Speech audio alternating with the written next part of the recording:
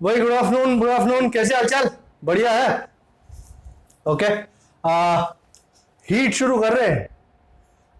Heat मतलब तुम्हारी भाषा में थर्मल प्रॉपर्टीज ऑफ मैटर, वो चैप्टर का नाम है और उसको शुरू करना है। बेसिक आइडिया शुरू करूंगा मैं थर्मोमेट्री के साथ।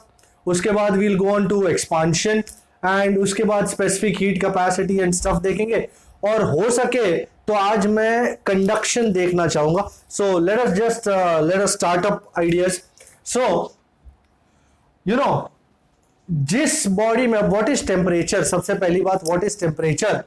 Temperature is an indicator of the amount of heat energy content in a body. Heat energy contained in a body. जितना बॉडी में हीट एनर्जी ज्यादा होगा उतना उसका टेम्परेचर भी हाई होगा। जितना बॉडी में हीट एनर्जी कम होगा ये टेम्परेचर भी कम होगा। टेम्परेचर को मेजर करने का तरीका is called thermometry. Thermometry is the science of measurement of temperature.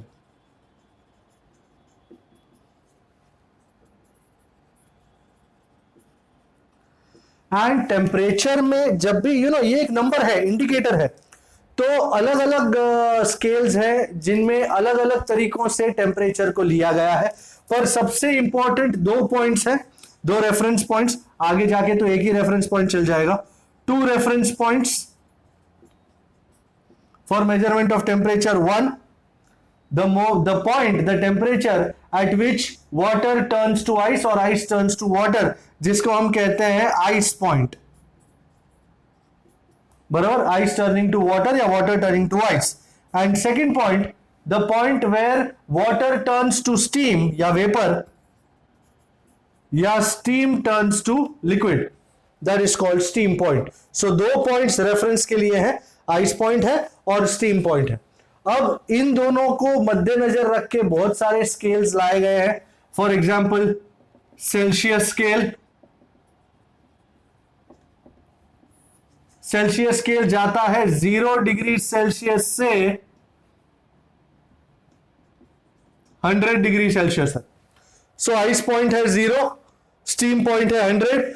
कितने नंबर ऑफ डिविजन्स हुए? This minus this. कितने डिविजन्स हुए? 100। दूसरा है एनीबॉडी? Fahrenheit scale. कहां से कहां तक जाता है एनीबॉडी? 32 डिग्री फ़ारेनहाइट से ये आइस पॉइंट, ये steam point. Number of divisions 180, absolutely. तीसरा है केल्विन स्केल। केल्विन स्केल कहां से कहां तक जाता है? बताओ बताओ बताओ।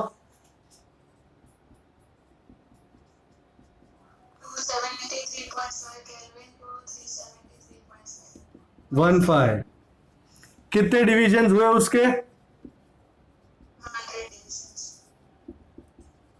सो सेल्सियस स्केल, केल्विन स्केल दोनों के नंबर ऑफ डिविजन्स 100 है। फ़ारेनहाइट स्केल के नंबर ऑफ डिविजन्स है 180। अच्छा, दो और स्केल्स हैं जिनके बारे में आपको बताना चाहूंगा। र्यूमर स्केल, ये एक नया स्केल है, र्यूमर स्केल। ये 0R से 80R तक जाता है। सो आइस पॉइंट होता है 0R पे, स्टीम पॉइंट होता है 80R पे। कितने डिविजन्स नजर आ रहे हैं आपको? 80। एंड चौथा, क्या मैं इसको ले सकता हूं, उड़ा सकता हूं इसको? ओके, एक बार देख लीजिए तो दिक्कत नहीं कोई। देख लिया? ओके।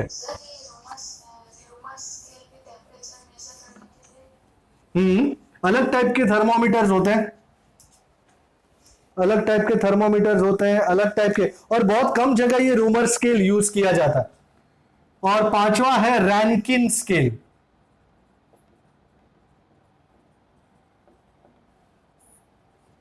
ये जाता है 492 RA से 672 RA तक। 492 से 672 कितने नंबर ऑफ डिविजन हुए जी? 180। बराबर है, देखा आपने।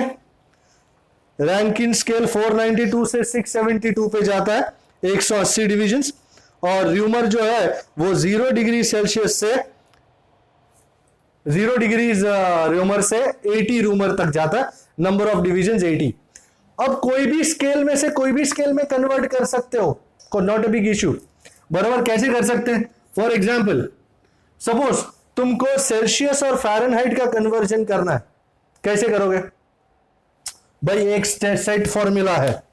सो टू कन्वर्ट इंटर कन्वर्जन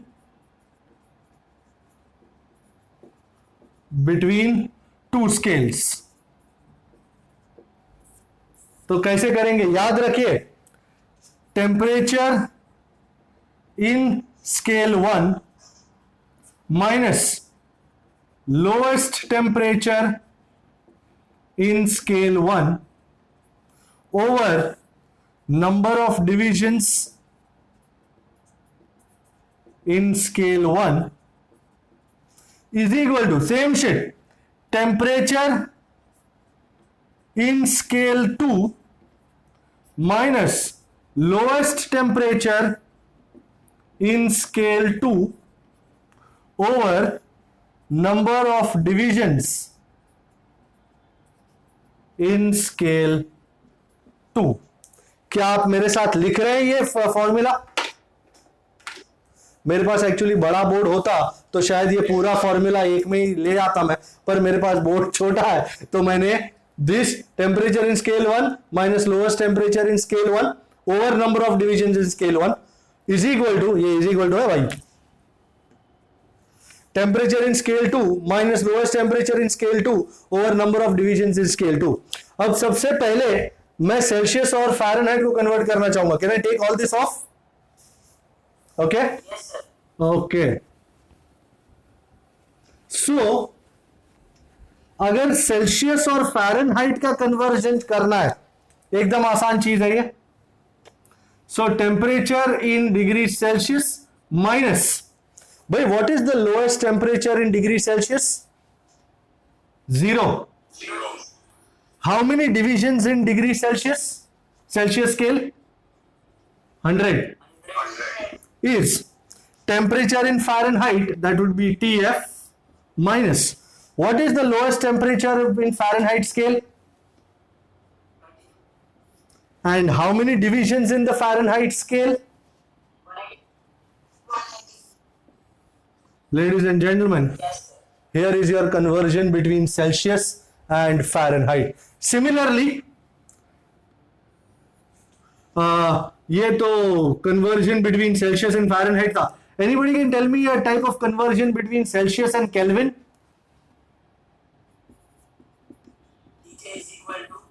एक second. Celsius and Kelvin. So TC minus 0 over 100 is, Kelvin का कौन बताएगा? TK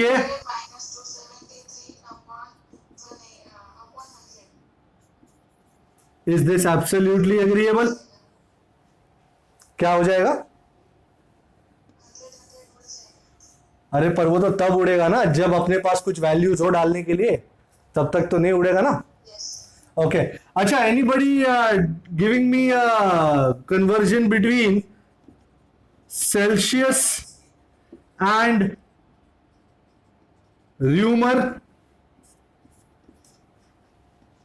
anybody? TC minus 0 upon 100 is equals to TR minus 0 upon 80. Very well, बहुत बढ़िया. तो इस तरह आई डोंट थिंक अब मेरे को और कुछ लिखने की जरूरत है. आपको अंदाजा आ गया किस तरह वर्कआउट होगा, क्या होगा करके. So these were the, this is the most important idea. तो मतलब अभी अपने को सिर्फ एक रेफरेंस पॉइंट की जरूरत पड़े, वो है लोएस्ट टेम्परेचर इन कोई भी scale.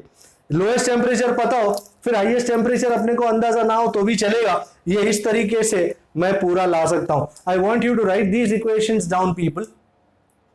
Are you doing that? Alright, Yes, sir. Okay, sir yes. Sir इसी को सिंपलीफाई करके हमने वो लाया था ना कि TC is equal to 9/5 PS plus 32। That is why I always say PK you are so smart. बिल्कुल इसी की वजह से आया था TF is equal to 9/5 TC plus 32, इसी की वजह से आया था, बिल्कुल, no doubt, no doubt. Okay, I am taking this off. अच्छा, कभी कभी टेम्परेचर को मेजर करने के लिए अलग अलग चीजों की, अलग अलग क्वांटिटीज की जरूरत पड़ती है। फॉर एग्जाम्पल, तुम्हारे टेम्परेचर पे, तुम्हारे थर्मोमीटर पे डिपेंड करता है कि वो क्या यूज करता है क्या नहीं। कांस्टेंट वॉल्यूम थर्मोमीटर हो तो प्रेशर इज द पैरामीटर। तुम्हारा रेजिस्टेंस थर्मोमीटर हो, प्लैटिनम मर्क्यूरी रेजिस्टेंस थर्मोमीटर, तो resistance is the parameter. So for different types of thermometers,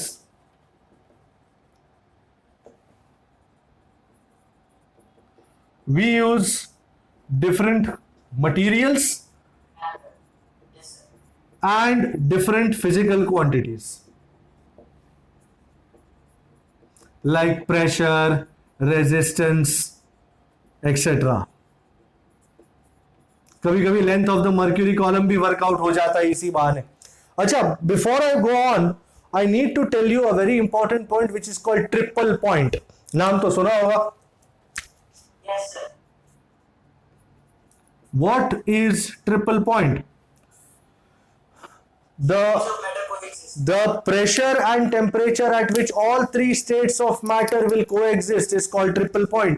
Water के लिए, for water, you know, triple point वो पॉइंट है जहां पे आइस, वाटर और स्टीम कोएग्जिस्ट कर जाते हैं। So for all three states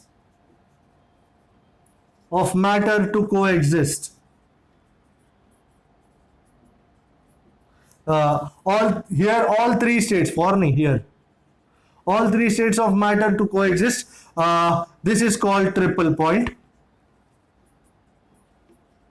And you need to know, for water, triple point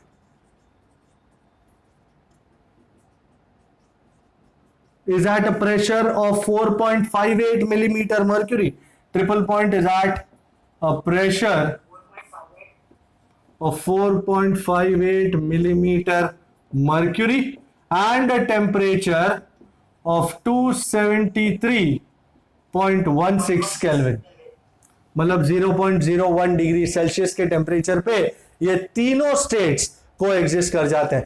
तो मोस्टली अब वो कोई भी स्केल्स वगैरह का यूज करने की बजाय हम ट्रिपल पॉइंट के टेम्परेचर को ही यूज करना ज्यादा प्रेफर करते हैं। तो जब भी कोई ट्रिपल पॉइंट की बात करे तो हमारे पास 273.16 केल्विन का टेम्परेचर अवेलेबल है। So a very important idea, if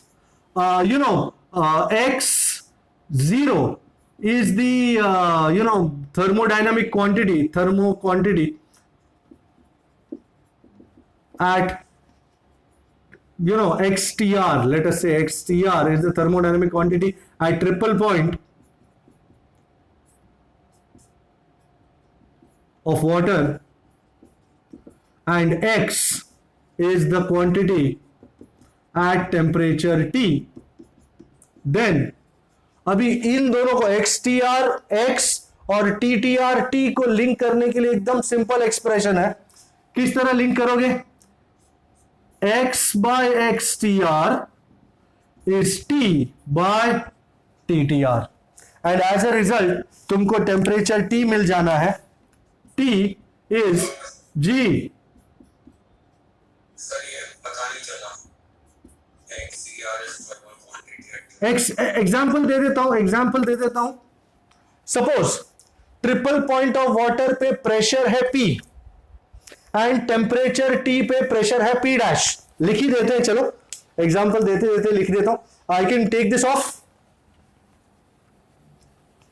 लिखने में ज्यादा ही मजा है।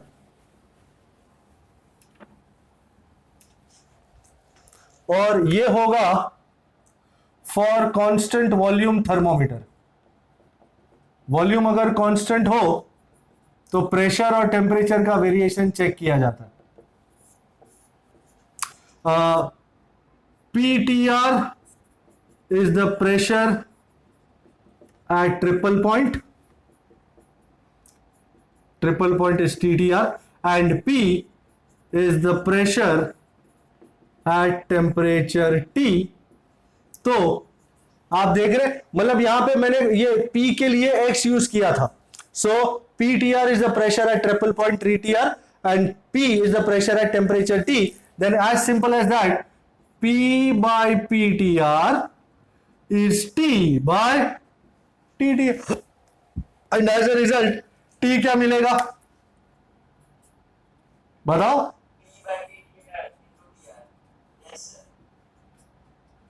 Hey, what is temperature of triple point of water? 273.16.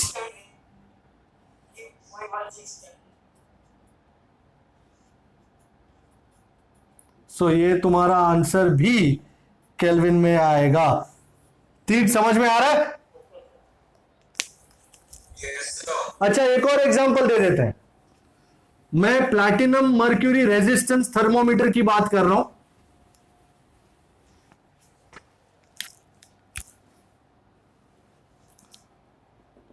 For platinum resistance thermometer, same idea, no jhol, no nothing. If RTR is the resistance at triple point क्या है? TTR, and R is the resistance at temperature T, then है कोई जो 1, 2, 3 और 4 चीजों को link कर पाएगा? Yes, sir. Yes, sir. तो अगर मुझे टेम्परेचर T चाहिए तो मुझे क्या करना पड़ेगा मेरे भाई? T is equal to R by RTR into 73.16 Kelvin. Okay, so T is R by RTR into TTR, and TTR के तो बारे में जानकारी है ही हमको। R by RTR into 273.16 Kelvin. Yes, sir. बिल्कुल, कोई शक? No, sir. एनी शक हियर? नो शक? No, sir. ऑलराइट, तो फटाफट से ये लिख लो, मैं आगे बढ़ता हूं। Okay, sir. लिख दिया?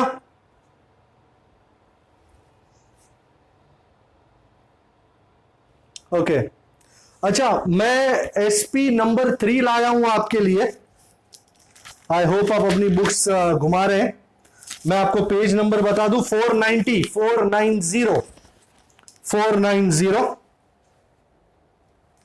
SP3 लाया हूं।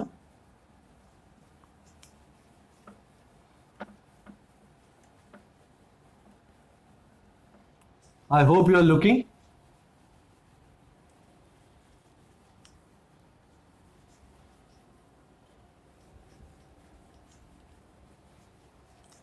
ओके, क्या कहता है SP3 हमसे? कुछ तो कहता होगा।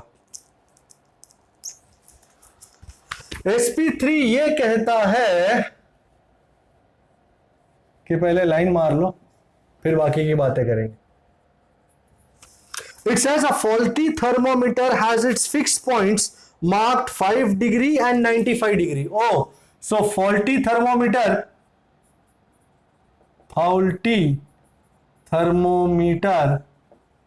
कहां से कहां तक जाता है? 5 डिग्री से जाता है 95 डिग्री तक। मतलब उसका लोएस्ट पॉइंट 5 है, हाईएस्ट पॉइंट 95 है। Okay, the temperature of a body as measured by the faulty thermometer is 59 degree.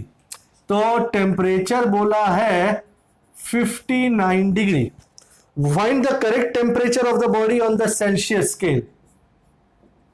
TC find करना है तुम्हारे पास। मैंने जब वो सारे स्केल्स के वो बताए तो इंटर कन्वर्जन क्या था equation? Inter conversion is minus TC minus lowest कितना है उसका 0 is T minus what is the lowest temperature on the faulty thermometer 5 5. and what is the number of divisions between 5 and 95 90 is this agreeable 95 minus 5 कितने divisions हुए 90 so मुझे TC by 100 is T कितना है 59 sir camera off हो गया Yes, sir. we are good yes sir Yes, sir. all right so 59 minus 5 by 90 how much is that supposed to be anybody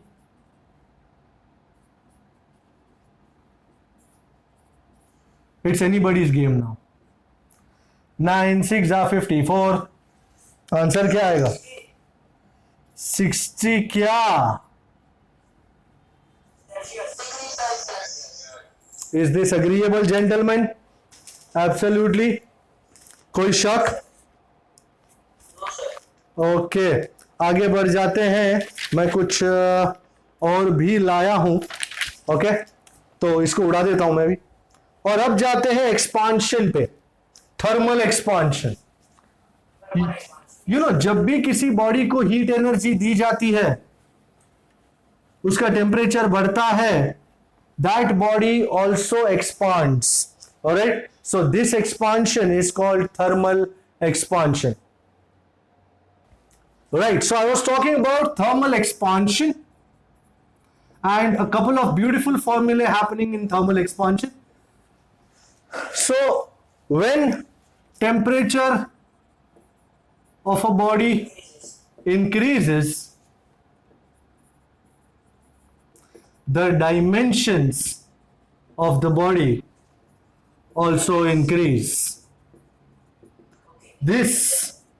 this idea is called thermal expansion अच्छा 3 dimensions होते हैं पहला अगर simple rod हो या ऐसा कुछ हो तो it is called linear expansion अगर सेकंड में कोई प्लेट हो 2 डायमेंशन की तो उसे कहते हैं एरिया एक्सपांशन और 3 डायमेंशन में कोई स्फीयर हो या ऐसा कुछ हो तो उसका वॉल्यूम बढ़ेगा that is called volume expansion so first linear expansion so this is the rod one dimensional rod length L at temperature T और मैंने टेम्परेचर बढ़ाया Yes, sir. That was correct.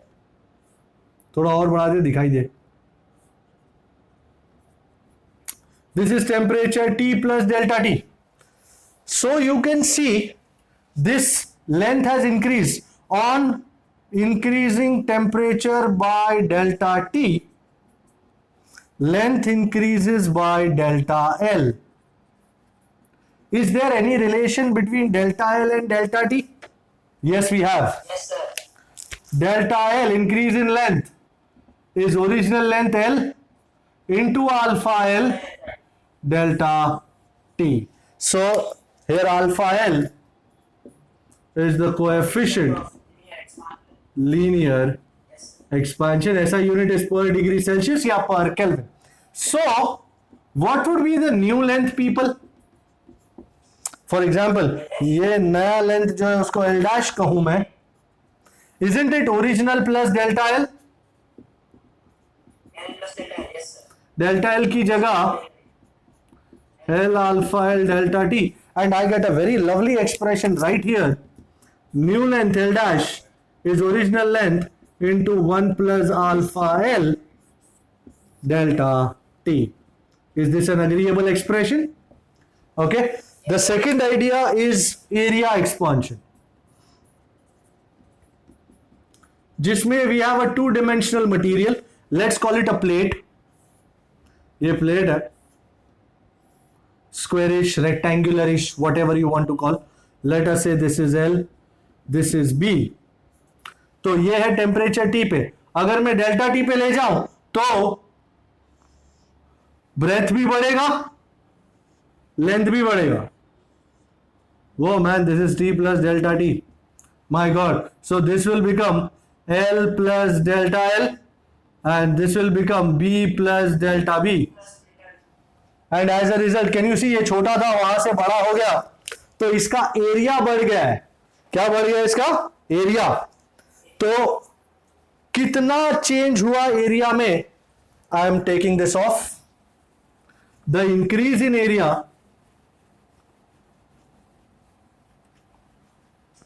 हम इंडिविजुअल डायमेंशंस देख के ही ये expression पे पहुंचे।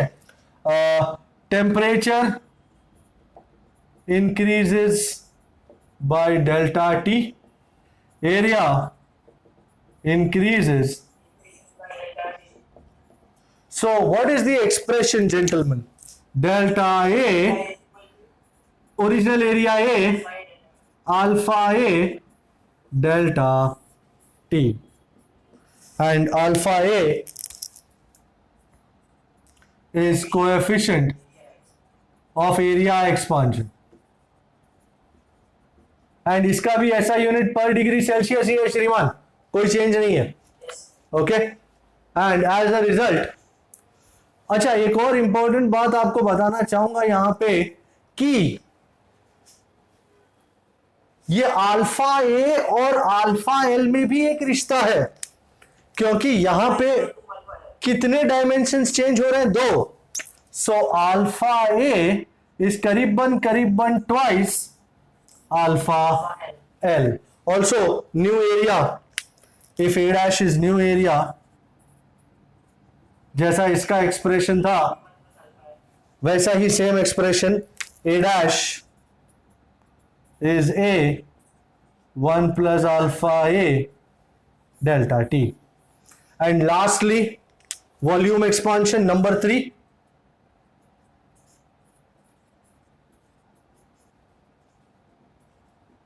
इसमें मैं डायग्राम नहीं बना पाऊंगा। If original volume is V, original volume is V0, let us call it, and temperature changes by delta T, what will be the change in volume? Have you taken down these two equations, people? Yes, sir. Okay, buddy. Sir, Yep. in the below diagram, area expansion. Ji, sir उसमें आपने L plus delta L और B plus delta B का भी कोई relation दिखा? Relation नहीं निकाला था मैंने। जो ये delta A is a alpha A delta T है, जैसा मैंने original delta L is L alpha L delta T use किया, उसी तरह इन दोनों का मैंने एरिया भी निकाला था, चेंज इन एरिया, तो वो मुझे मिला ओरिजिनल एरिया अल्फा ए डेल्टा टी। प्रूव कर दिया था मैंने, बराबर। मेरे को इंडिविजुअल डायमेंशंस लेके ही फाइनल आइडिया मिलता है। ओके सर, वो सब कुछ वो पहले वाले इक्वेशन के साथ ही सेट होता है कि delta L is L alpha L delta T, बराबर।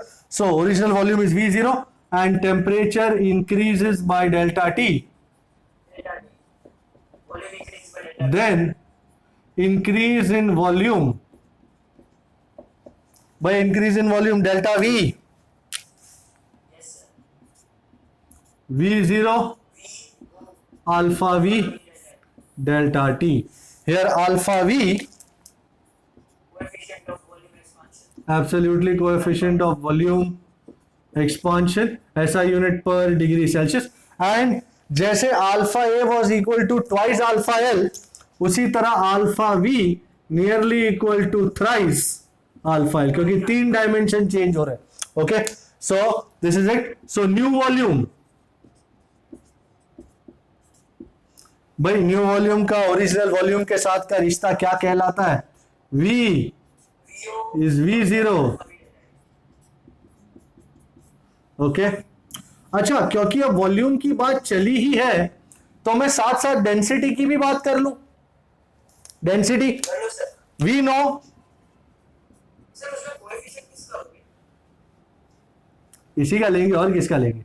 We know density is mass over volume. तो how much is volume? Mass by density.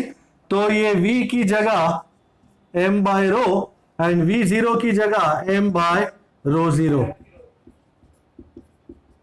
भाई चाहे कुछ भी हो जाए, मास में तो कोई चेंज नहीं आएगा, तो मास हो जाता है कट, रो 0 चढ़ गया ऊपर, रो यहां पे क्या ऑप्शन मिलेगा? अच्छा, I am taking this off. Rho 0 is equal to rho 1 plus alpha भी देते हैं। Oh yes, oh yes. But जैसे हमने ओरिजिनल वॉल्यूम और नए वॉल्यूम का रिश्ता देखा था, उसी तरह नया डेंसिटी और ओरिजिनल डेंसिटी का भी रिश्ता देखना जरूरी है। So rho 0 is rho 1 plus alpha V delta T. Sir ये तो जूनी डेंसिटी और नई डेंसिटी का रिश्ता है, नई और जूनी का क्या होगा? अरे ऐसा ही तो होगा, rho is equal to rho 0 over. 1 plus alpha भी देते हैं। Yes. सो इंपॉर्टेंट बात यह है कि वॉल्यूम बढ़ता है ऑन इंक्रीजिंग टेम्परेचर, पर डेंसिटी घटती है on increasing temperature. So on increasing temperature volume will increase, but density will decrease. So ये एक बहुत इंपॉर्टेंट बात आपको ध्यान में रखनी पड़ेगी। So please look at this, and मैं इस मोमेंट पे लाया हूं राउंड 1 का 22, जो इन फॉर्मूला के ऊपर बेस्ड है। मैं उड़ा रहा हूं इसको, ये राइट हैंड साइड वाले को उड़ा रहा हूं। I hope you don't mind. Round 1 का 22 हम कर रहे हैं अरिहंत की master resource book in physics में से, डीबी सिंह की। सो राउंड 1 के 22 पे और नजर, क्या कहता है राउंड 1 का 22? राउंड 1 का 22 ये कहता है कि density of a substance at 0 degree Celsius, so θ1 या T1 0 डिग्री सेल्सियस कितनी है इसकी ओरिजिनल डेंसिटी? 10 G पर cc, and at 100 degree Celsius temperature बढ़ चुका है, नई डेंसिटी कितनी है? 9.7 G पर cc। The coefficient of linear expansion, भाई सिंपल बात, हमारे पास सब कुछ है। डेल्टा टी सबसे पहले, here T2 minus T1, that is 100 minus 0, 100 degree Celsius. And क्योंकि इक्वेशन यहीं पड़े हैं तो हमको कहीं दूर भी नहीं जाना, ये रहा। We know rho 0 is rho 1 plus alpha V. भाई रो 0 ओरिजिनल डेंसिटी कितनी है? 10। रो कितना है? 9.7। 1 plus alpha V into delta T कितना है? 100। तो I think let's open up brackets, 9.7 plus 9.7 into 100, 970 alpha भी। Yes, sir. 9.7 यहां माइनस कर दो, सो दिस इज 0.3। 0.3, yes, sir. 970 अभी कोई मेरे को बोलेगा सर अपने को अल्फा भी मिल जाएगा ना, पर हमको अल्फा भी नहीं चाहिए, हमको अल्फा एल चाहिए। So is equal to alpha. We have Yes, sir. Alpha V is thrice alpha L. गलती से अल्फा वी ढूंढ लिए ना तो सीटी बजाते हुए नजर आओगे। 0.3। वाह, तगड़ा कट, क्या बात है, क्या कट मारा है sir. So this is 0.1 by 970, या फिर आप चाहो तो 10 से मल्टीप्लाई कर दो, 1 बाई 9700। भाई 9700 करीबन 10,000, 9,700, मतलब करीबन 10,000 ले लिया मैंने। So this is equal to 10 raise to -4, और क्योंकि यहां 97 था तो 1.0 समथिंग आ जाएगा आंसर। चेक करो तो 1.0 समथिंग, 1 से थोड़ा सा ज्यादा, 1.03 सही जवाब। चेक करो आंसर वही है क्या? Answer 1 by 97।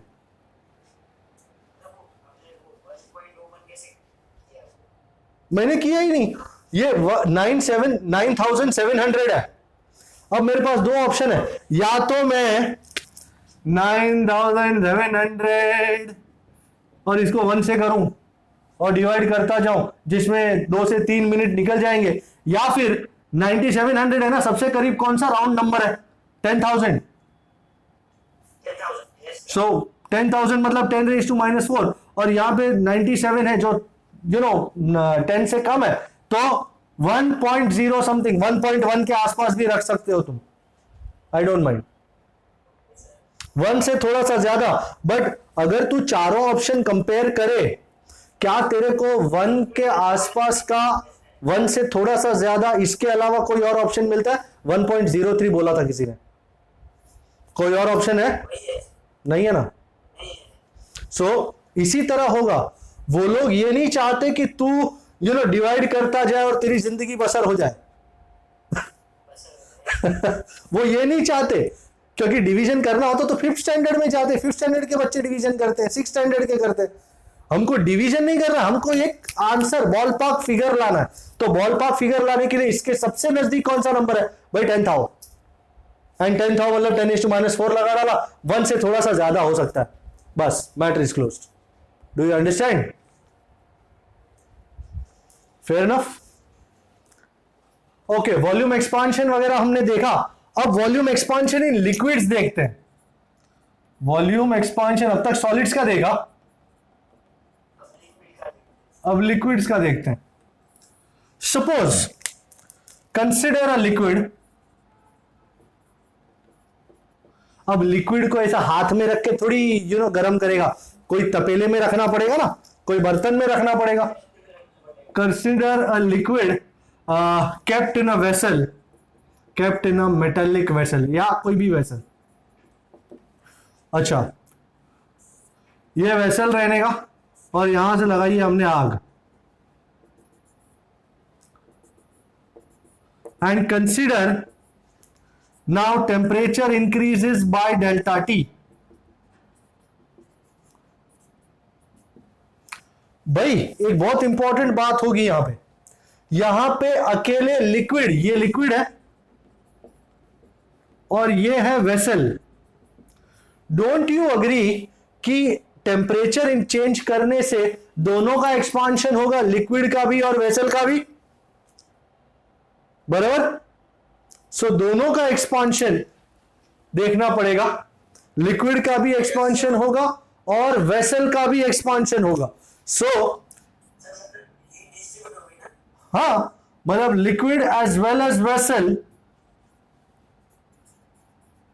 Both will expand. अच्छा, तो तुमको दोनों चीज लेनी पड़ेगी। So real expansion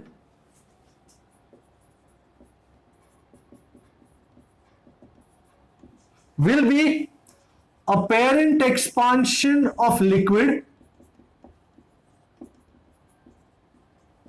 plus expansion of the vessel, बराबर? So I come across an expression gamma real, मतलब alpha real is alpha apparent plus alpha v। Alpha V मतलब the volume expansion, coefficient of volume expansion of the vessel. याद रखिएगा, बहुत मस्त चीज है। Real expansion is the addition, is the sum of apparent expansion of the liquid. अभी जब apparent expansion of liquid ले रहे हो ना, तो उसमें वेसल कंसीडर नहीं करते हो, पर जब टोटल चीज को देखते हो ना, तब उसमें लिक्विड देखते हो प्लस वेसल का भी एक्सपांशन आप देखते ही हो। सो alpha real is alpha apparent plus alpha volume for the vessel. Okay, this is a very beautiful idea जिसको यूज करके एक न्यूमेरिकल लाया हूं मस्त। राउंड 1 का 20, राउंड 1 का 20। I hope you are looking. सिर्फ ये एक बात पे पूरा न्यूमेरिकल बेस्ड है। When a liquid in a glass vessel is heated, अच्छा ग्लास वेसल है, ग्लास वेसल में लिक्विड हीट किया है, उसका अपेरेंट एक्सपांशन ग्लास वेसल में alpha apparent for glass is 10.30 into 10⁻⁴ per degree Celsius.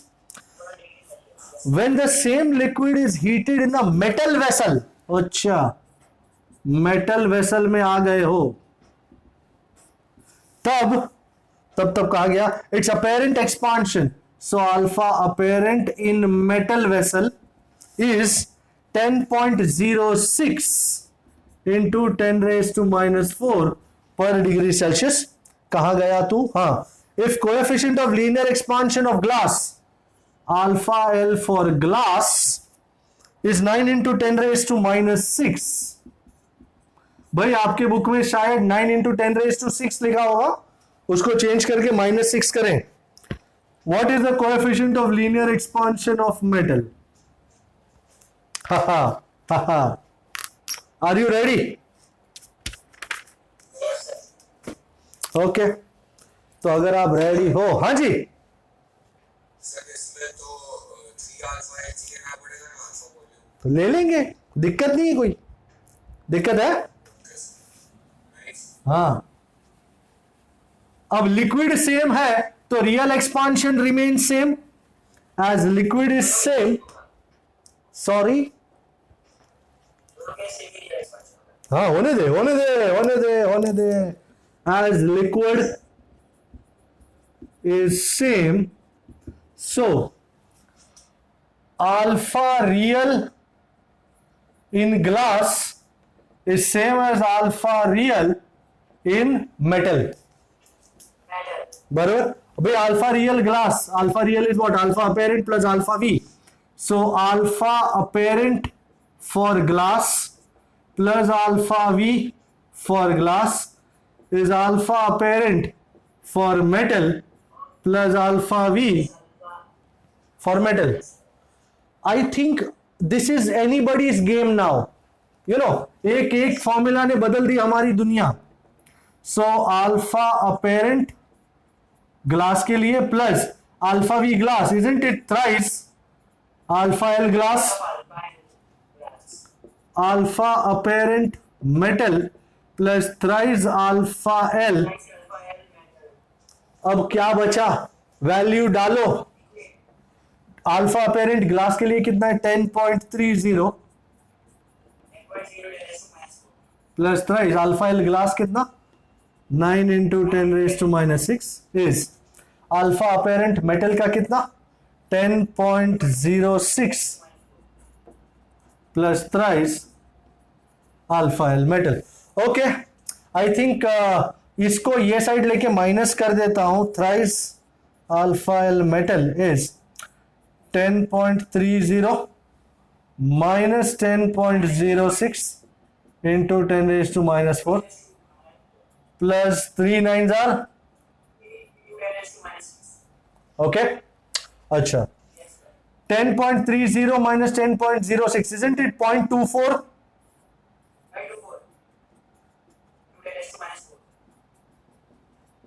And ये -4 है, ये 10⁻⁶ है, तो एक काम करते हैं, इसको 24 इंटू 10⁻⁻⁶.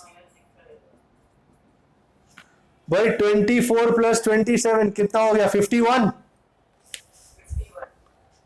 अब इसके जाने का टाइम आया है ना? हाँ, तो तेरे बुक में आंसर होगा, चेक करो. मैंने तो अब तक मैंने अभी तक बुक को कंसल्टिंग नहीं किया है. सो this is 51.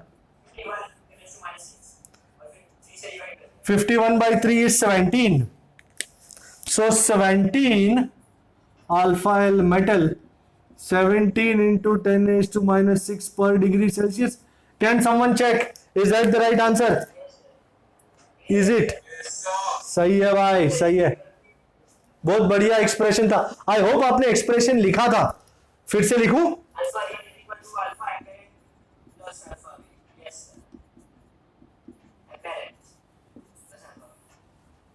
Real expansion is apparent expansion of liquid plus expansion of vessel. Okay? I am taking this off now. Okay. अच्छा, एक और चीज का दर्शन कराना चाहूंगा before I complete thermal expansion. I think simple pendulum के साथ आप वाकिफ हैं. वाकिफ है सिंपल पेंडुलम के साथ? Okay. And time period of a simple pendulum भी जानते हैं आप लोग, बाई जी, है ना? ओके, ये क्या नंबर है पता नहीं सर। सिंपल पेंडुलम को यहां कहां ला रहे हो? The time period t is equal to 2 pi। अच्छा, डू यू अग्री अगर टेम्परेचर बढ़ेगा तो लेंथ भी बढ़ेगी, है ना? और लेंथ बढ़ेगी तो टाइम पीरियड भी बढ़ेगा। Is this agreeable? भाई सपोज मैंने पेंडुलम को जिस स्ट्रिंग से लटकाया है वो मेटल की स्ट्रिंग है, और मेटल की स्ट्रिंग का अगर मैं टेम्परेचर बढ़ाऊं तो उसका लेंथ भी बढ़ेगा, बराबर? एंड एक्सपांड होगा ना, और लेंथ चेंज होगा तो टाइम पीरियड भी चेंज हो जाएगा। So when temperature increases by delta theta, sir अचानक डेल्टा टी की जगह डेल्टा थीटा क्यों लगा दिए? अब यहां पे टी टाइम पीरियड के लिए यूज होता है। अब तुम यहां भी अगर temperature changes by delta T लगाओगे तो ये तो गड़बड़ आ जाएगा ना पूरा मैटर। ये टाइम पीरियड है तो मैंने टेम्परेचर को डेल्टा थीटा का नाम दिया है, temperature increase by delta T. Length of the pendulum also increases,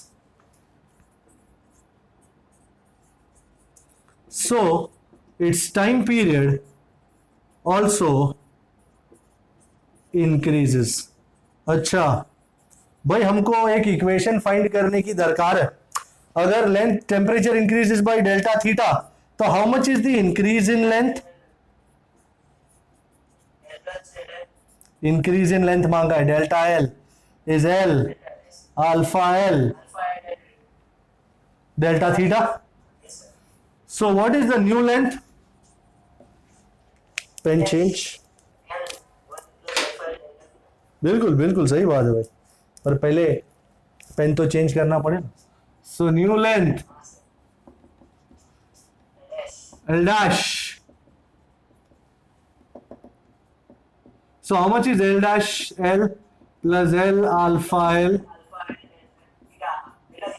Oh yes, thank you। अच्छा सर, क्या करने का? New time period T dash is 2 pi root of L dash by G. L dash को लगाने का वक्त आ गया।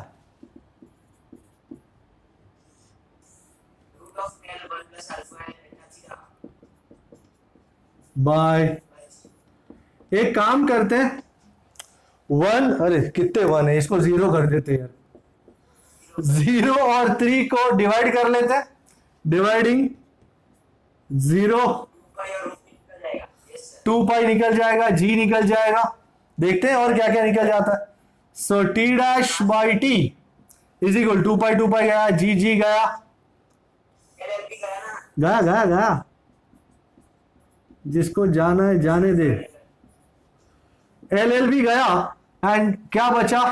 1 plus alpha L delta theta, and root को रेज टू हाफ कर दूं।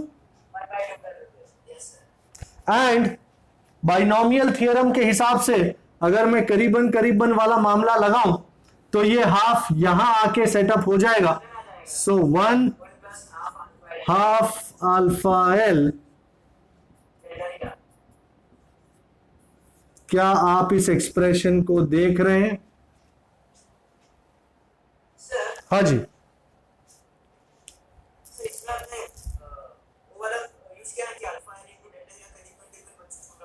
करीबन नहीं, 1 से बहुत ज्यादा छोटा होगा, क्योंकि अल्फा एल की वैल्यू बहुत छोटी होती है, and as a result this is much lesser than 1। तब जाके ये बाइनोमियल थ्योरम का जो आइडिया है वो वर्कआउट हो सकता है। Fair enough? ओके, तो ये याद रखिएगा क्योंकि मैं अभी यूज करने वाला हूं। अच्छा, can I take this off now? Okay, मैं क्या दिखाना चाहता हूं? अच्छा, डू यू अंडरस्टैंड कि अगर लेंथ बढ़ी सपोज पहले टाइम पीरियड था 3 सेकेंड, बराबर। अब वही एक पूरा ऑसिलेशन वो कितने सेकेंड में कंप्लीट करेगा? 3 से ज्यादा, इनसे ज्यादा मतलब सपोज 4 सेकेंड में अब ऑसिलेशन पूरा कर रहा है। डोंट यू अग्री 1 सेकेंड का नुकसान हो रहा है, Yes, sir. बराबर। सॉरी चलो नुकसान कैसे होगा? वही तो ढूंढवा रहा हूं यार, कमाल करता है तू। नाउ नाउ नाउ नाउ ध्यान से देखें इस चीज को। ओके, नाउ इस इक्वेशन को देखें, टेक डिविडेंडो।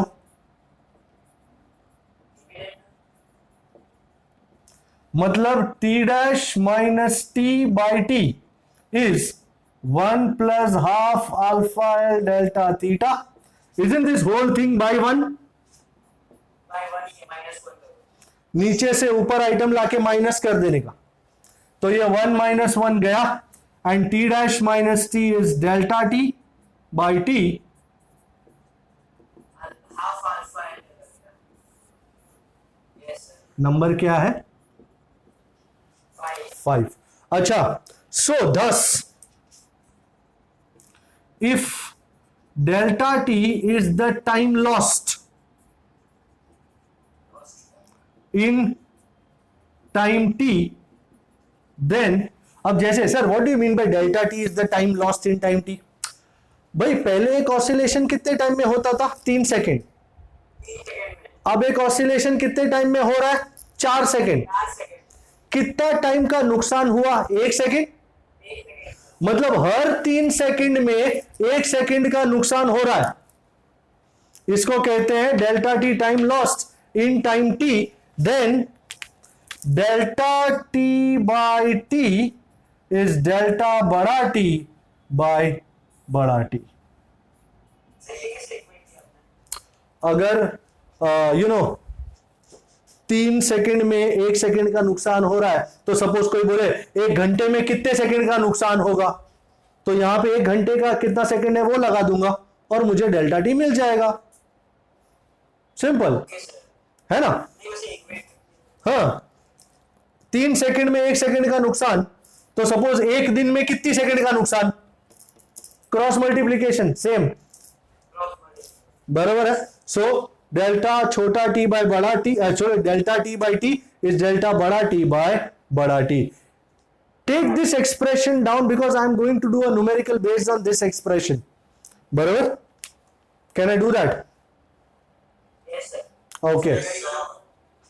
भाई, मुझे पूरा उड़ाना पड़ेगा। और ये कौन सा नंबर है मैं आपको बता दूं, ये है नंबर, कहां गया? SP6। SP6 पेज नंबर मोहे याद नहीं है, पर SP6 है ये बिल्कुल।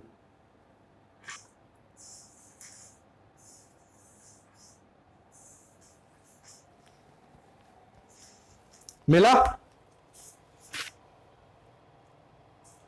Yes, sir. Okay,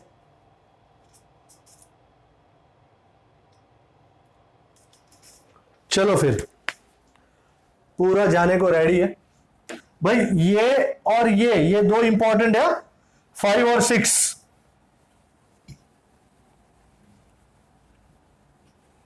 delta theta is the change in temperature. बहुत शांति से SP6 को देखने का है, नहीं तो दंगा हो जाएगा, फसाद हो जाएगा, मारा मारी हो जाएगी। और डेटा तो बहुत शांति से पढ़ना है। ओके, SP6 कुछ लोगों को देखने में खतरनाक लगेगा। SP6 a pendulum clock loses 12 seconds a day. So case 1 में delta T1 is 12 seconds in 1 day. अब 1 डे मतलब कितनी सेकंड? सब सेकंड्स में बात हो रही है। एक दिन में 24 घंटे, हर घंटे में 3-600 सेकंड। आई थिंक 86400, हाँ मुझे शायद यही लगता है। 36 into 24, 6 4 24, 3 4 12, 13 14, 6 2 12, 3 2 6 and 1 7। बराबर ना? परफेक्ट सोचा था।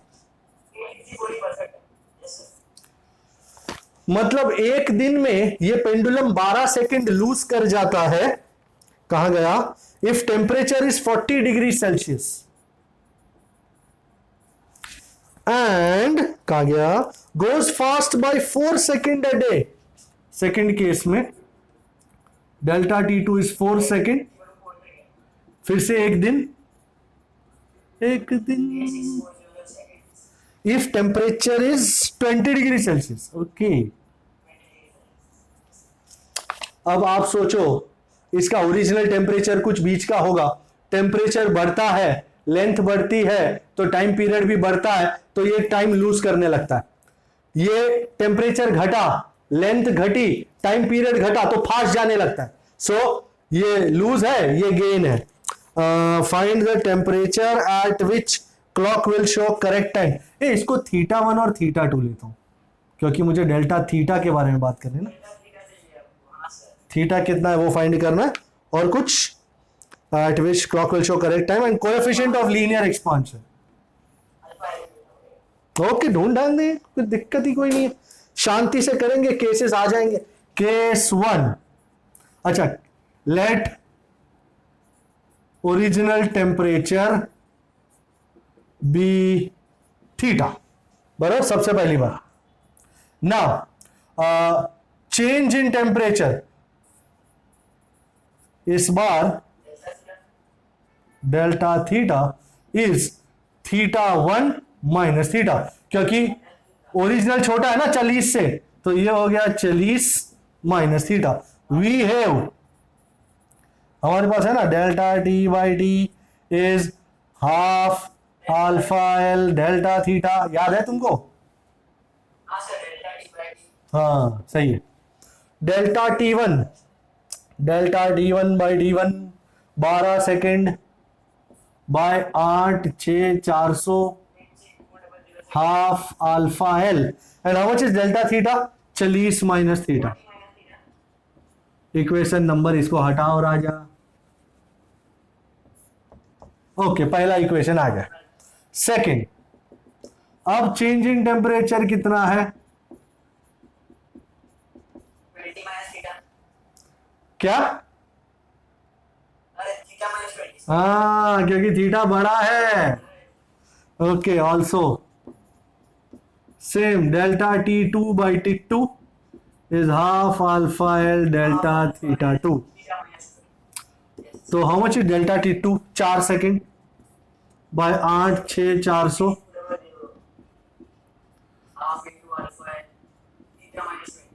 दोनों को डिवाइड करके जन्नत हासिल करने की मेरी प्रक्रिया है। आओ डिवाइड करें, तो 12 by 4 86400 86400 cut, half alpha L cut, 40 minus theta by 12/4, isn't it 3? So to cut a long story short, 40 minus theta, ये यहां लेके जाऊंगा 3 थीटा माइनस 60 एंड ये माइनस थीटा इकड़े, ये 60 इकड़े, 40 plus 60 and minus theta plus 3 theta, ये 4 theta है। 4 theta is 100 and absolutely theta is 25 degree Celsius. बिल्कुल सही पहचाने। अब ये थीटा है जो है वो 2 में रखो या 1 में रखो, 2 में रखो तो ज्यादा मजा आएगा, उससे अल्फा एल मिल जाएगा। Can I take this off now people? बहुत बढ़िया था सम ये, बट अल्फा एल ढूंढना है, अभी तक खत्म नहीं हुआ, चालू है। सो 10 4 by 86400 is half alpha L 25 minus 20। Okay, मुझे अल्फा एल चाहिए ना, तो 25 minus 20 is 5 by 2 alpha L. मुझे अल्फा एल चाहिए तो सब कुछ इस तरफ एक्सपोर्ट कर देना चाहिए। सो 2 into 4 8। ओहो, गंभीर परिस्थिति। तो एक काम करो, 1 2 3 4 4 जीरो को साइड में ले आओ और ऊपर ले चलो एंड 8.64 इंटू 5, मेरे को मालूम नहीं है, मेरे को करना पड़ेगा। 5 4 ज़ा 20, 6 5 ज़ा 30, 32, 8 5 ज़ा 40, 43, 43.2 इंटू 10⁻⁴। अच्छा, अगर एक जीरो यहां पे और ले आऊं तो ये 10⁻⁵ हो जाना है। मैं थोड़ा कंजूसी कर रहा हूं। अच्छा, ये 4.32 है। अगर सिर्फ 4 होता तो 8/4 2 नहीं होता है ना, वही होता। पर ये 4.32 है, मतलब 2 से थोड़ा सा कम, 1.8 1.9 के आसपास होना चाहिए, 1.85 के करीब। हाँ, सर इसमें 25 डिग्री आंसर आपका सही आ गया तो वैसा से भी एक ही ऑप्शन 25 डिग्री सेल्सियस। अगर उन्होंने अपने से ये थीटा ना पूछकर अकेला अल्फा एल पूछा होता तो करना पड़ता ना। तो मैं यहां पे यही अश्यूम करके बैठा हूं, बाकी देख के ऑप्शन देख के 25 1 में है, okay agreed, we are good, वो तो बहुत आसान है, पर हमको यहां करना तो है ना। अगर अकेला अल्फा एल पूछा होता तो 1.8 के आसपास करीबन 1.85 इंटू 10⁻⁵ पर डिग्री सेल्सियस। देखो तो डिग्री सेल्सियस। करीबन करीबन इस तरह का आंसर आ रहा है, आ रहा है सर। क्योंकि मैं डिवाइड करने के चक्कर में पढ़ना नहीं चाहता, एक फाइनली निकलना चाहता हूं यहां से। Okay, is this good? Sir मैंने भी ये ट्राई किया। Yes. राइट। सबसे पहले अब ये लीनियर एक्सपांशन वगैरह तो खत्म हो गया, स्पेसिफिक हीट और हीट कैपेसिटी की बातें करेंगे। हीट कैपेसिटी, यू नो, तुम किसी बॉडी को delta Q amount of heat energy दो, उसका टेम्परेचर होगा change bye delta T. So heat capacity S is the amount of heat energy given upon the change in temperature. So delta Q by delta T is called heat capacity, and SI unit of heat capacity is joule per degree Celsius or calorie per degree Celsius or joule per Kelvin. अगर इस equation में मास भी शामिल हो जाए तो एक बहुत ही सुंदर चीज का आगमन होगा, which is called specific heat capacity, छोटा s. So छोटा s delta Q by is बड़ा S by m, which is delta Q by m delta T. And ladies and gentlemen, this is the point where I get one of the most beautiful expressions of this chapter. पहले ऐसा unit लिख देते हैं, oh yes, is joule per kg degree Celsius और calorie per gram degree kelvin, या what ever be the case. भाई JEE NEET में calorie पे ज्यादा भार दिया जाता है, यू नो, जूल पे नहीं, तो हम उसको खास देखेंगे। So thus delta Q is M S delta T. So this is the heat energy required. लोग अक्सर ये सोचते हैं ये एक्सप्रेशन बताता क्या है। This is the equation for heat energy required to change the temperature of a body without changing state, without changing its state by delta t. Alright, so delta q is m s delta t, and ये खास note में लिखना जरूरी है भाई, ये याद रखना पड़ेगा अपने को। स्पेसिफिक हीट कैपेसिटीज, कुछ एक चीजों की तो याद रखनी पड़ेगी। S water 1 calorie per gram degree Celsius, बराबर, विच इज 4.186 जूल पर gram degree Celsius, which is 4186 joule पर केजी डिग्री सेल्सियस। पर ये सब याद रखने का दरकार नहीं है, सिर्फ ये 1 calorie per gram degree Celsius याद रखो, क्योंकि खास यही आएगा। एस आइस आइस का आधा होता है 0.5 calorie per gram degree Celsius. I want you to jot these things down people. आप जॉट कर रहे हो? Yes, sir. And for steam it is 0.47 calorie per gram degree Celsius. हो सकता है कुछ सम्स हो जिसमें ये सब दिया ना हो, तो S water 1 cal per gram degree Celsius, S ice 0.5 calorie per gram degree Celsius, S steam 0.47 degree calorie per gram degree Celsius.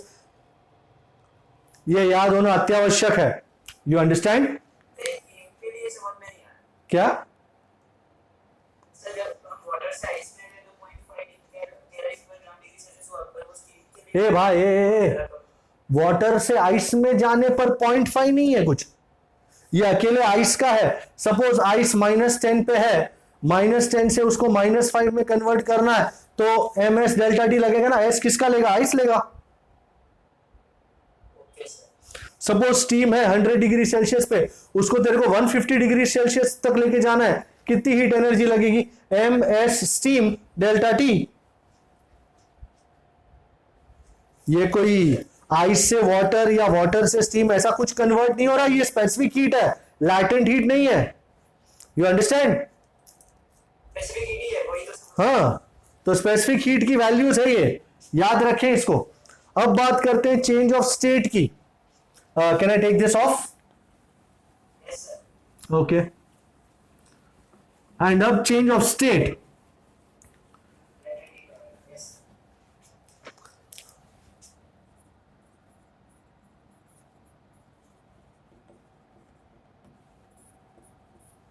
भाई सॉलिड से जब कोई लिक्विड में जाता है, इस फिनोमिनन को कहते हैं मेल्टिंग. और लिक्विड से जब कोई वेपर स्टेज में जाता है, इस फिनोमिनन को कहते हैं वेपराइजेशन. ऑलराइट, कभी कभी सॉलिड सीधा लिक्विड बाईपास होते हुए वेपर चला जाता है, this is called sublimation. Alright, her process के लिए या तो हीट देनी पड़ती है या तो हीट निकलती है. सो जब भी तुमको स्टेट चेंज करना हो, in order to change the state, the state of matter, heat has to be given or taken.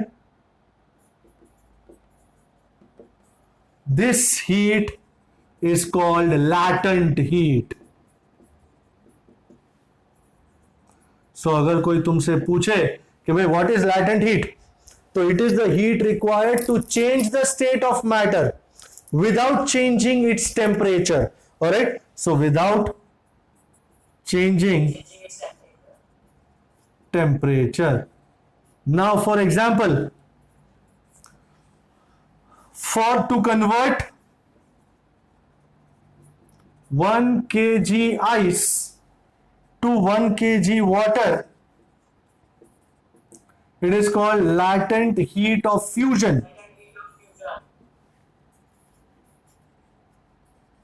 And it is denoted as LF. Everybody knows this. All right, kilojoule per kg. But as I said, यहां पे चीजें calorie में होंगी. तो calorie का भी idea याद रखना पड़ेगा. 80 calorie per gram. Ladies and gentleman, if you want to ask me कि सर हमको क्या कैलोरी वाला भी वैल्यू याद रखना पड़ेगा, तो जेई नीट के लिए हाँ, yes, 80 calorie per gram is the value of latent heat of fusion. उसी तरह I can take this off. I hope you've jotted down S water, S ice, S steam. Have you? Yes, sir. Okay. And delta Q is ms delta T, तो आपके DNA में ही होगा. Yes, sir. चलो अच्छी बात है. वैसे DNA में होता है, पर उसको यूज कहाँ करते हैं ना, वो कभी कभी समझ में नहीं आता. ये लोचा रहता था. हाँ, सिमिलरली ये पहला एग्जाम्पल था. Secondly, to convert 1 kg water to 1 kg steam, at 100 degrees Celsius.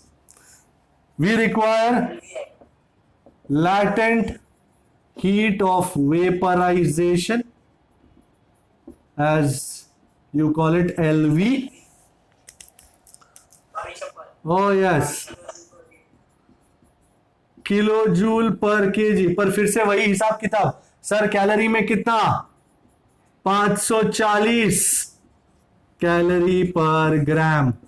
दोनों ही इक्वेशंस लाजवाब, बहुत ज्यादा जरूरी। So in general,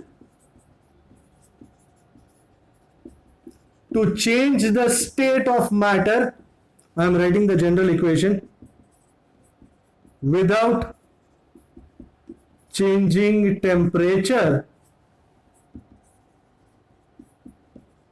heat energy required is, भाई वहां पे delta Q is MS delta T था, यहां पे डेल्टा क्यू इज एमएल। बहुत ही सुंदर इक्वेशन, देख लीजिए। ओके, तो वो हीट वाले के बाद कैलोरीमेट्री की बात चलती है। भाई what is calorimetry? Calorimetry is nothing but the measurement of heat. O yes, जिसमें कैलोरीमीटर होता है, स्टरर होता है, जैकेट होता है, इस तरह का कुछ सिचुएशन होता है। एंड जी, और पूरा अंदर जो है वेसल है ये, और वुडन जैकेट है पूरा, और बीच में सब वुल वगैरह डाला है। एंड यू नो पानी भरते हैं इसमें, and there are 2 holes, one for the thermometer, yes, stirrer, and the other for the stirrer. And usually क्या करते हैं कि कोई गर्म चीज लाके इसमें डाल देते हैं, जैसे कोई स्फीयर है या ऐसा कुछ डाल देते हैं, एंड स्फीयर हीट लूज करेगा, and calorimeter along with water heat gain करेगा. So when a hot object at a higher temperature is immersed inside the calorimeter containing water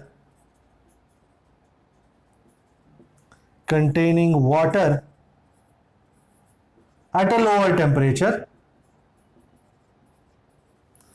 then the hot body loses heat and the calorimeter and water, they gain heat energy. Then heat energy is lost by the hot body and is gained by water plus calorimeter. And because तुमने यहाँ पे पूरा insulating करके रखा है, so it is very important that you understand that heat lost by the body is heat gained by calorimeter plus water.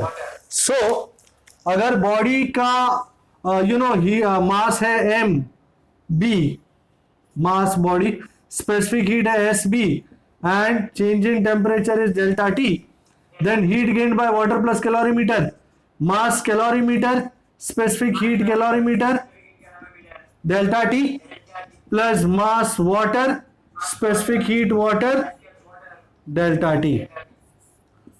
ये delta t is the change in temperature of calorimeter and water, delta tb is the change in temperature of the hot body. अच्छा, कभी कभी water equivalent भी बोला हो, if water equivalent is used,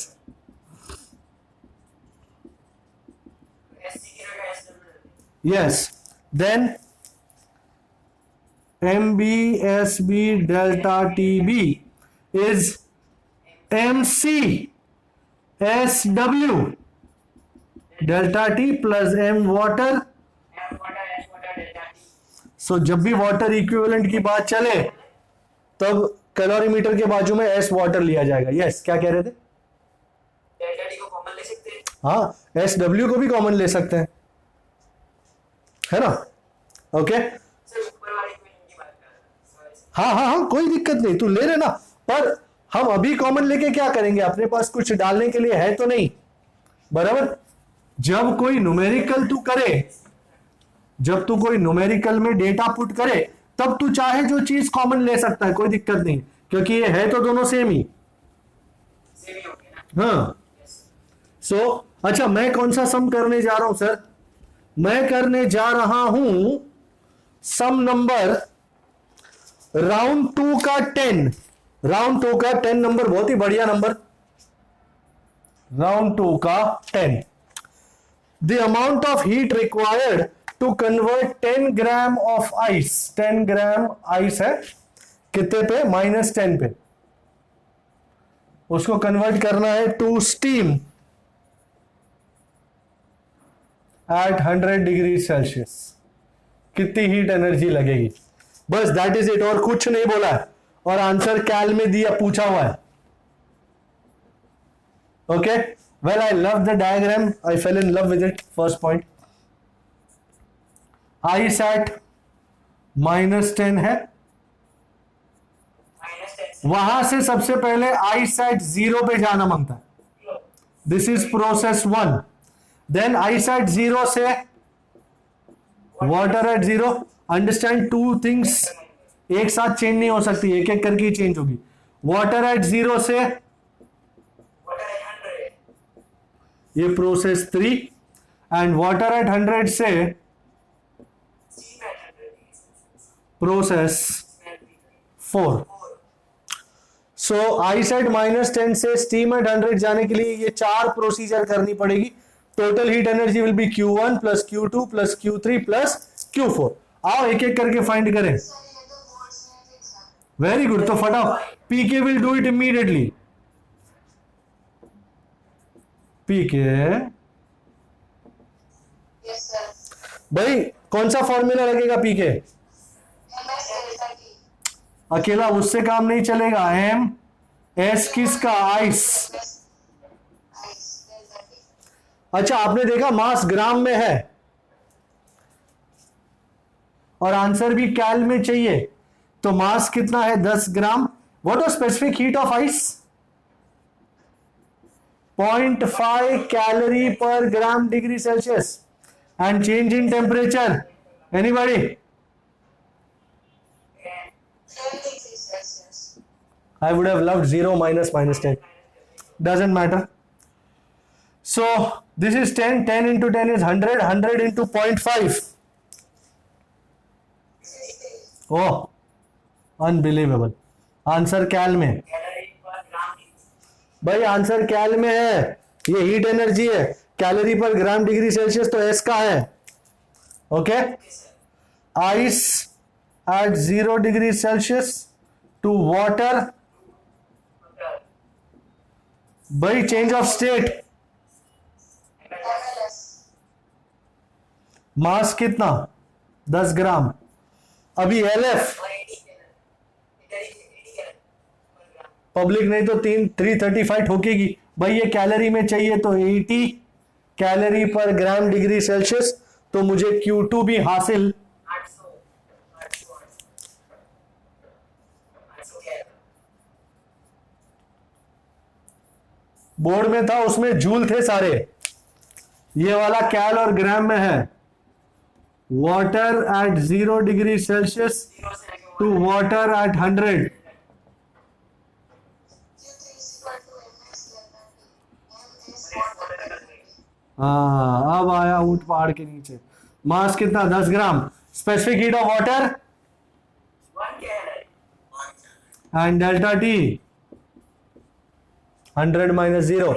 100 minus 0 is 100. 100 into 10, 1000 calorie 1000 1000 cal.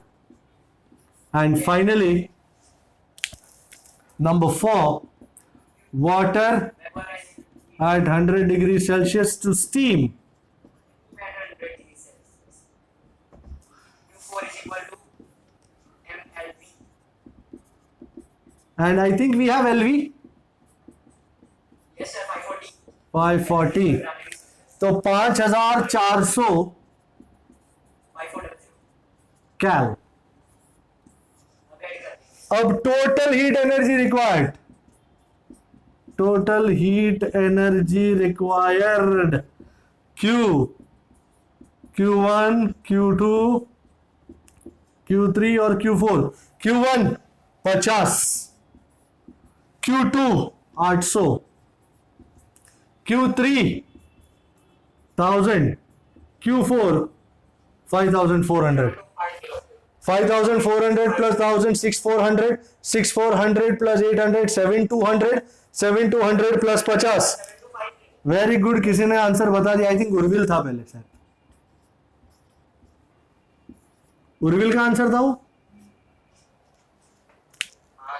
Very good. So 7250 cal energy लगती है to convert 10 gram ice at -10 to steam at 100 degree Celsius, all in cal, no joule. बराबर, पूरा सब कुछ कैल में ला है। सो सर जेई में भी इतनी लंबी मेथड तेरे को करना तो यही है, पर ये तो मैंने सॉल्व किया। तेरे को लगता है जेई में मैं ये सब लिखने जाऊंगा और ये सब सब्स्टिट्यूशन, 4 स्टेप में तो आंसर आ जाएगा मेरा। हाँ सर, 4 स्टेप में आ जाएगा। तो मेरे एरो करके ट्राई करना पड़ेगा सीधा। ये सब अवॉइड राइट 0 टू वाटर ये सब लिखने का थोड़ी रहता है जेई में। ये तो तुझे दिखाना है, इसलिए मैं लिख रहा हूं। बाकी अगर तू मेरे को बोले तो मैं धार धार धार धार Q1 this, Q2 this, Q3 this, Q4 this, चारों का total matter is close, get the hell out of here. You understand that? Okay, okay sir. So I think next time मिलेंगे, कंडक्शन वगैरह देखेंगे। मैं आज लाया था पर वक्त थोड़ा सख्त हो गया तो कर नहीं पाया, but we'll do it. See you next time, take care, bye bye. Bye sir. Bye sir, have a nice day. Have a nice day, bye bye.